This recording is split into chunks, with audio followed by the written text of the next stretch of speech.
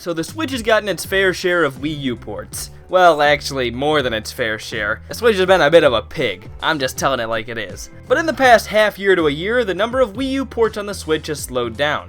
Wii U ports on the Switch might finally be done. Or they're just saving them for some reason, but that wouldn't really make sense. But the interesting part of this is that some of the Wii U's most popular games and most well-received games haven't gotten moved over, and some that wouldn't make as much sense have. Why are certain games chosen to be Wii U ports over others that would arguably have made a lot more sense? But more importantly, what do those selections mean for what series we're going to be seeing on the Switch? Hello all 1,724 of you, I'm Redkwan, and what do Wii U ports mean for the Switch's future? So let's do a quick recap of Wii U games on the Switch so far, and in all likelihood, this is pretty much the list of Wii U games that will ever be ported over by Nintendo. We've gotten Mario Kart 8 Deluxe, Pokken Tournament, Hyrule Warriors, Captain Toad, Donkey Kong Country Tropical Freeze, and New Super Mario Bros. U Deluxe. The worst name a video game has ever had. Oh, I'm sorry, I forgot Crayola Scoot is a thing.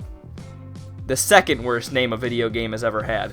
What are some notable Wii U games that haven't been ported? Super Smash Bros., Splatoon, the Zelda remakes, Mario Maker, Super Mario 3D World, Pikmin 3, Mario Party 10, Yoshi's Woolly World, Kirby and the Rainbow Curse, Star Fox Zero, Paper Mario Color Splash, and Mario Tennis Ultra Smash.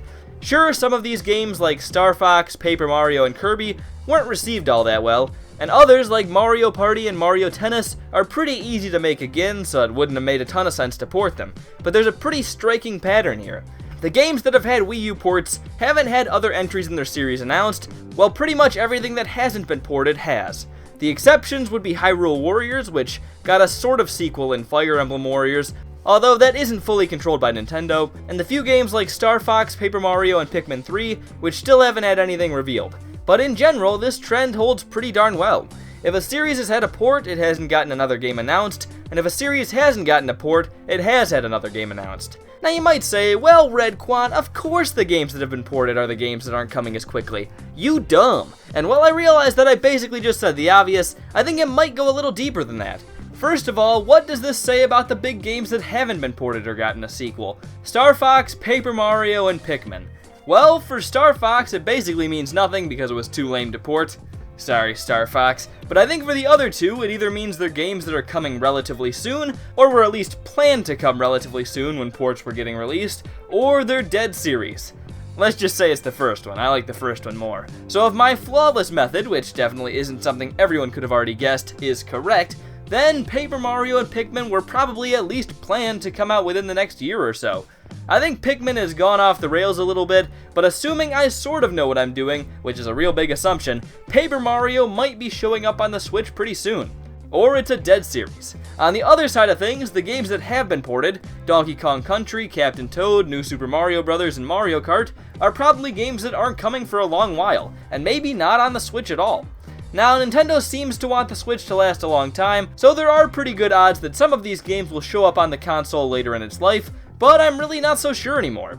Captain Toad wasn't ever really a series, and even though people liked it a lot, I wouldn't be surprised if Nintendo decides it was more of a one-off thing.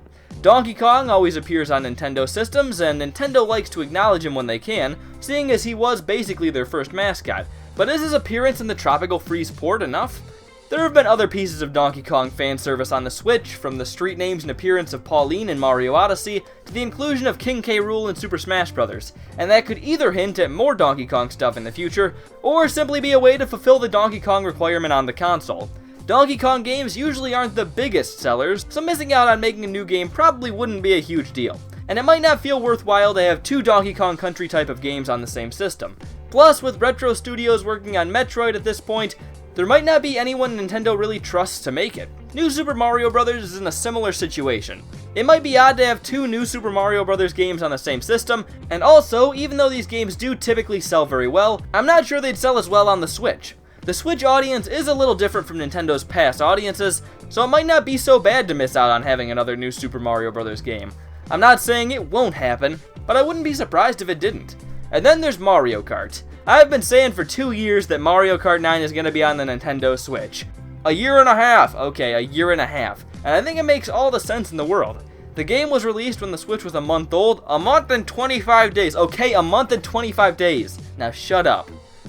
Please. And because it was released so early on, and the Switch is going to last for a good long while yet, and also because it's the best-selling game on the Switch, a Mario Kart 9 seems like an obvious move. But you usually want to release your huge games within the first couple years of a console, and Mario Kart 9 would be coming out in what looks like year 4 at best. Even if the Switch is in it for the long haul, that's not really what you want to be doing. Also, Mario Kart is the type of game you probably don't need to buy again on the same system, even if it is the newer version. And as I mentioned, a whole lot of Switch owners already have Mario Kart 8 Deluxe. I still think it'll probably happen because Nintendo enjoys getting lots of money, but I'm not positive.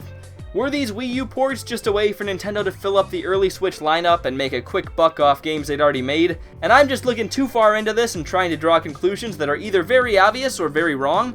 Yes, I probably am. But maybe, just maybe, somewhere in this mess there's a glimmer of truth. Maybe there's one word at the 307 mark that actually makes sense. Maybe the games that have been ported really might not show up on the Switch again. And maybe the big games that haven't will have entries on the console sooner than we think. Maybe Redkwan is actually right. Fair point. Well, I'm Redkwan.